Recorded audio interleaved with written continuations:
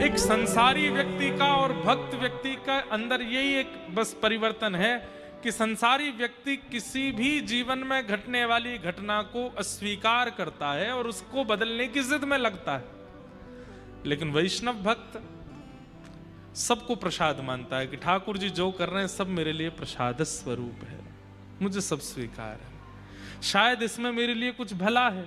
कोई व्यक्ति मिल रहा है तो ठाकुर जी ने भले के लिए जोड़ा है, कोई व्यक्ति बिछुड़ रहा है तो ठाकुर जी ने भले के लिए दूर किया है, मुझे रोग लगा है, मैं स्वस्थ हूं, या जो कुछ भी मेरे साथ हो रहा है सब ठाकुर जी की कृपा है। नरसिंह मेहता, उनकी एक बड़ी प्रसिद्ध कथा है। उनके बेटे का ब्याह एक नगर सेठ की बेटी से होने वाला था, तो वो तो नगर सेठ जिनकी बेटी है, और नरसिंह मेहता तो बेचारे सब जानते ही हैं, वो तो आनंद में रहते थे, उनको कोई ऐसा विशेष कुछ था नहीं। किसी ने जाकर के सेठ जी से कह दिया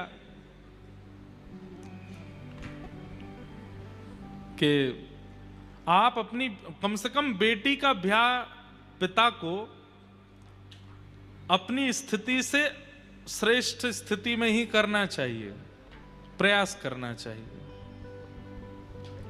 कि पिता अपनी पुत्री का विवाह श्रेष्ठ स्थिति में करे, जैसी स्थिति उसकी है उससे थोड़ी श्रेष्ठ ही हो लड़के की स्थिति, वहां ब्याह करे। तो किसी ने जाकर के नरसिंह मेहता जी की शिकायत कर दी। शिकायत तो क्या मतलब, वास्तविकता बता दी। बोले आप अपनी बेटी का जहां ब्याह कर रहे हो, नरसिंह मेहता जी का बेटा, उनके यहाँ कोई इतनी ज्यादा कोई व्यवस्था नहीं है, हो सकता है कि बेटी को कई कई रात तो भूखा भी रहना पड़े, उनके यहाँ तो सामग्री भी नहीं होती, व्यंजन भी नहीं बनता, कैसे आपने अपनी बेटी का ब्याह वहां निश्चित कर दिया। तो पिता को बड़ी चिंता हो गई कि भाई मैंने तो बड़ी प्रशंसा सुनी थी। बोले कि संत महात्मा तो उन्हीं के गुण गाते हैं, उनसे सुन लिया होगा। अब क्या करें, रिश्ता तो पक्का हो गया। बोले रिश्ता सीधे मना कर दो। बोले सीधे मना करना अच्छा नहीं लगता है, तो क्या करें। बोले दूसरे तरीके से मना करो। बोले क्यों। इतनी व्यवस्थाएं उनको बता दो बारात में लाने के लिए कि वो अपने आप ही हाथ खड़े कर दें, वो कह दें कि मैं तो कर ही नहीं सकता। नरसिंह मेहता जी को एक पत्र लिखा लड़की वालों ने, और उसमें लिखा कि हम चाहते हैं हमारे दूल्हे राजा जो हैं वो ऐसी शेरवानी पहने, उसमें नवलखा के हार पहने, सोने के कड़ूला पहने, उनमें हीरे जड़े होने चाहिए, जूती ऐसी सोने की होनी चाहिए, पोशाक ऐसी होनी चाहिए, पगड़ी ऐसी होनी चाहिए। ये तो दुल्हा की बात।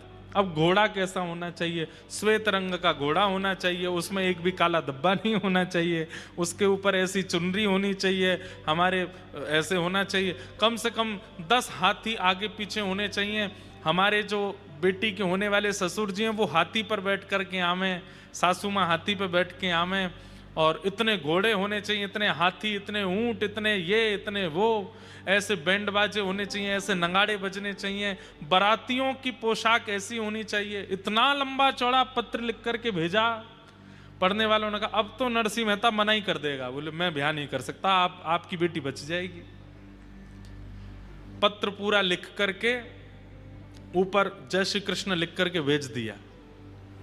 नरसिंह मेहता जी बैठे थे तो लेके आया कोई व्यक्ति पत्र। बोले आपके लिए पत्र आया है। बोले धर दो। धर दिया। पत्र उठा करके देखा तो उस पर सबसे ऊपर ही लिखा था जय श्री कृष्ण। नरसिंह मेहता बोले ये मेरा पत्र नहीं है भाई, इस पर ठाकुर जी का नाम लिखा है, तो ठाकुर जी का पत्र, दूसरे का पत्र मैं पढ़ता नहीं, ये तो ठाकुर जी का पत्र है। ठाकुर जी के सामने जाके धर दिया, जय जय आपके लिए पत्र आया है, पता नहीं कोई आपका प्रेमी है उसने भेजा है, पढ़ लीजिएगा। मैं तो देखो नहीं पढ़ूंगा, आप देख लेना क्या इसमें लिखा है, जो भी उसकी इच्छा आदि हो देख लेना आप। पत्र दे दिया। ठाकुर जी सोचने लगे अरे नरसिंह एक बार खोल के देख तो ले। लेकिन नरसिंह मेहता के चित्त में तो ऐसा समर्पण है, जय श्री कृष्ण लिख दिया, कहीं लिखा दिख गया तो वो वस्तु भी मेरी नहीं है, वो तो ठाकुर जी की है। ठाकुर जी भी रीझ गए। बोले वाह नरसिंह मेहता इतना समर्पण। अब जब पत्र ही हमको दे दिया है, कुछ देखा तो है नहीं इन्होंने, तो हम ही देखेंगे फिर। बेचारे एक मरासू घोड़ी थी, बिल्कुल मरने ही वाली थी, ऐसी स्थिति की तो घोड़ी आई, उस पर बेटा बैठा। पोशाक जो पहनी थी वो भी किसी से मांग करके लाए थे। कुछ बारातियों को इकट्ठा किया गया, उनमें भी आधे से ज्यादा तो अंधे थे, एक दूसरे का कंधा पकड़ के ही चल रहे थे, आगे वाला जहां जाता वहीं मुड़, ऐसी तो बारात। ठाकुर जी बोले, अरे भैया दाऊ दादा, देखो जहाँ नरसिंह मेहता की जहां ब्याह हैरो है वहां से पत्र ऐसो आयो और जी ऐसी बारात लेके जा रहा है। और वहां लड़की वाले क्या सोच रहे हैं कि इतने दिन हो गए, नरसिंह मेहता ने मना भेजा नहीं है, इसका मतलब व्यवस्था करी ली होगी। इतने में क्या देखते हैं कि एक गली में से महाराज खूब सारे हाथी आ गए और लोग लेकर के आए। नरसिंह मेहता बोले, भैया कहां से आए? बोले कि वो आप उन सेठ जी के यहाँ एक बार कीर्तन करके आए थे ना, उनको पता चला आपके बेटे की ब्याह है तो उन्होंने हाथी भिजवाए हैं कि आपकी बेटा की शोभा हाथियों से होनी चाहिए। फिर कहीं से कुछ ऊंट आ गए, कहीं से कुछ लोग जुड़ते चले गए। एक व्यक्ति आया, उसने दुल्हा को नीचे उतारा, बोले कि एक सेठ जी ने बढ़िया वाली पोशाक भेजी है, पहना दी। करते करते देखते नरसिंह मेहता बोले, अपने आप ही सब होता जा रहा, हम तो किसी को जानते नहीं, कौन से सेठ के यहाँ से हाथी आए, कहाँ से ऊंट आ गए, कहाँ से पोशाक आ रही है, सब व्यवस्था अपने आप होती जा रही है। बढ़िया ढोल नगाड़े बजाने वाले भी आते गए, सब व्यवस्थाएं होती चली गई। यहां लड़की वाले बोले कि भाई बारात आ रही होगी, कोई पता तो करो कैसी क्या बारात है। कोई देखने के लिए गया, लौट करके आया, वो कहे सेठ जी ऐसी बारात देखी सुनी तो बहुत दूर की बात, किसी ने चिंतन भी नहीं की होगी ऐसी बारात आ रही है। बोले कैसी बारात है? बोले चलो छत पर चल करके देखो। ऊंची अटारी पर जाकर के देखा महाराज, दूर से देखा तो जहां तक दृष्टि जा रही है वहां तक लोग केवल झूम रहे हैं, नाच रहे हैं, गा रहे हैं, ऐसे ऐसे रत्न, ऐसे ऐसे आभूषण पहन करके, इतनी सुंदर सुंदर नारियां, इतने सुंदर सुंदर पुरुष, ऐसे सुंदर सुंदर हाथी, हाथियों ने भी सुंदर सुंदर आभूषण पहने हैं। और तभी दृष्टि पड़ी तो क्या देखा, बारात में दुल्हा भी है, हाथी भी है, सब कुछ है, लेकिन बारात में सबसे आगे एक हाथ में सुंदर छड़ी लेकर के श्याम वर्ण के द्वारिकाधीश चल रहे हैं और दूसरी तरफ अपने हाथ में छड़ी लेके साक्षात श्री बलराम जी महाराज चल रहे हैं। नरसिंह मेहता को नहीं पता कि ठाकुर जी चल रहे आगे, उनको दिखाई दे रहे हैं। भैया हम में ऐसा समर्पण कब आवेगो? हम ये नहीं कहते कि भाई आप इस कथा को सुनने के बाद, इस बात को सुनने के बाद में जानबूझ करके ऐसा कुछ करो कि घर पे कोई पत्र आया था तो वो जरूरी आपने धर दिया ठाकुर जी के सामने, महाराज जी बता के गए थे कथा में। ये तो चतुराई है। नरसिंह मेहता चतुराई में नहीं कर रहे हैं, वो स्वाभाविक रूप से ऐसे हैं, स्वभाव ऐसा हो जाए, सुन करके नहीं करना है, स्वभाव को बनाना है। आजकल ऐसा होता है कि कथा सुनने के बाद में, सत्संग सुनने के बाद में व्यक्ति सुनी हुई चीजों को करने का प्रयास करता, अच्छी बात है, पर वो क्रिया शरीर में नहीं आनी चाहिए, वो आपके स्वभाव में आनी चाहिए, वो आपके विचार में आनी चाहिए।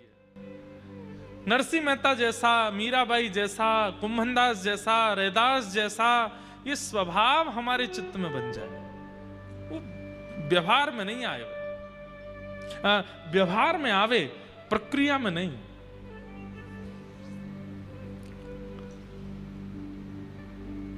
तापत्रय विनाशाय, जीवन में तो हर प्रकार की परिस्थिति ठाकुर जी देते हैं, लेकिन उस परिस्थिति में आपका रिएक्शन एक्शन क्या होता है उसको ठाकुर जी देखते हैं, इसलिए उस समय सावधान रहो। और विशेष रूप से जब विपरीत परिस्थिति आती है, जो आप नहीं चाहते वो जीवन में जब आता है, उस समय तो जितना हो सके धैर्य रखिए। बंधुओं, ये कथा, ये सत्संग, ये मैं फिर कह रहा हूं, ये उसी स्थिति की प्रैक्टिस कराई जा रही है। वो स्थिति जब आवे, क्योंकि आवेगी सबके जीवन में, बचेगा कोई नहीं, आवेगी। बस उस स्थिति में हम विचलित ना हों, परेशान ना हों, व्यथित ना हों। हम आपको कथा सुनाते हैं, सुनकर के ट्रेंड हो। हम खुद कथा कहते हैं, हम खुद जानते हैं कि मेरे जीवन में भी कभी ना कभी कुछ ना कुछ विषम परिस्थिति आ सकती है।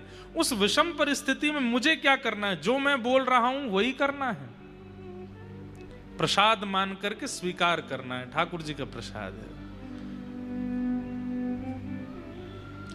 आप देखेंगे विशेष रूप से जिस व्यक्ति का बहुत उचित निर्माण ठाकुर जी को करना होता है ना, उसी व्यक्ति को बार बार गिराते हैं, बार बार उसके जीवन में कुछ विपरीतताएं लाते हैं।